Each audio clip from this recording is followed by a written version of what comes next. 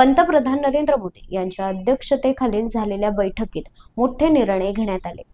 देशातील 4 नवीन सेमीकंडक्टर प्रकल्पांना मंजुरी। या 4ही प्रकल्पांना 4594 कोटींची तरतूद करण्यात येत आहे। यातील 2 प्रकल्प ओडिशा तर 1 पंजाब आणि 1 आंध्र प्रदेशात सुरू होणार आहे। केंद्र सरकारचा मोठा निर्णय।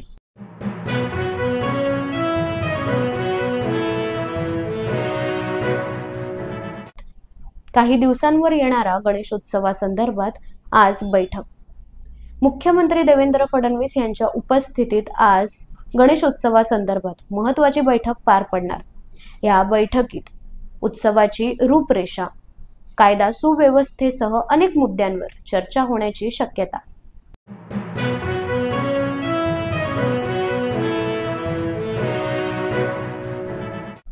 15 ऑगस्टला मांस विक्री बंदीबाबत वाद सुरूच। उपमुख्यमंत्री अजित पवारांचं 15 ऑगस्टला चिकन मटणाची दुकानं बंद ठेवण्याच्या निर्णयावर विरोध, तर हा निर्णय काँग्रेसच्या काळातला असल्याचं सांगत भाजपकडून निर्णयाचं समर्थन, तर मुख्यमंत्री देवेंद्र फडणवीसांनी मांस विक्रीचे फतवे मागे घ्यावे। संजय राऊत आक्रमक।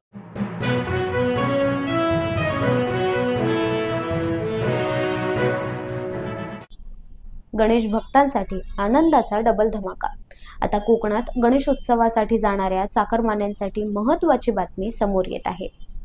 आता 23 आणि 24 ऑगस्टला मोदी एक्सप्रेस 2 वेळा धावणार, तर तिकीट आरक्षण करण्यासाठी 17 आणि 18 ऑगस्टला तुमच्या भारतीय जनता पक्षाच्या तालुका अध्यक्षांना संपर्क करा आणि सेवेचा लाभ घ्या, अशी माहिती बंदर विकास मंत्री तथा सिंधुदुर्ग जिल्ह्याचे पालकमंत्री नितेश राणे यांनी दिली।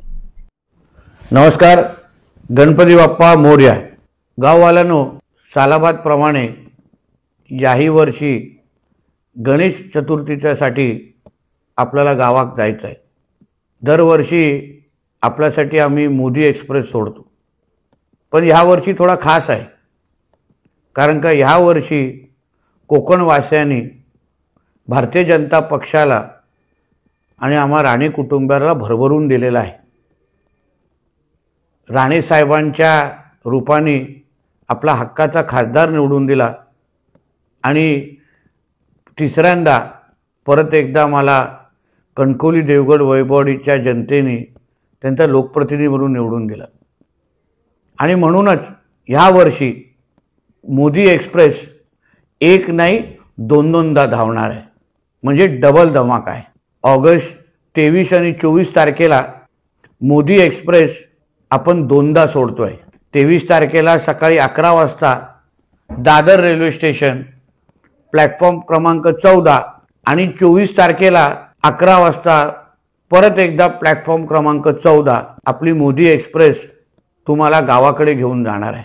चला मग, दरवर्षीप्रमाणे प्रत्येकाने आपल्या तिकीट बुकिंगसाठी 17 आणि 18 ऑगस्टला भारतीय जनता पक्षाच्या तालुका अध्यक्षांना संपर्क करा। मग रत्नागिरी असो किंवा सिंधुदुर्ग असो, त्या तालुका अध्यक्षाला आपण संपर्क करा आणि आपलं तिकीट बुकिंग करून घ्या। ह्या आपल्या हक्काच्या मोदी एक्सप्रेसवर दरवर्षीप्रमाणेच जेवणाची आणि पाण्याची सोय आम्ही केलेली आहे। चला मग, सर्वच माझ्या मुंबईत आणि आजूबाजूच्या परिसरात राहणाऱ्या चाकरमान्यांसाठी परत एकदा आपल्या हक्काची मोदी एक्सप्रेस आपल्याला गावाकडे घेऊन जाण्यासाठी सज्ज आहे। धन्यवाद।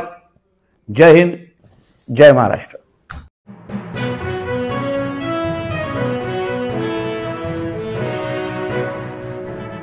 राज्यात पावसाचा जोर वाढणार। विदर्भासह अनेक ठिकाणी मुसळधार पावसाची शक्यता।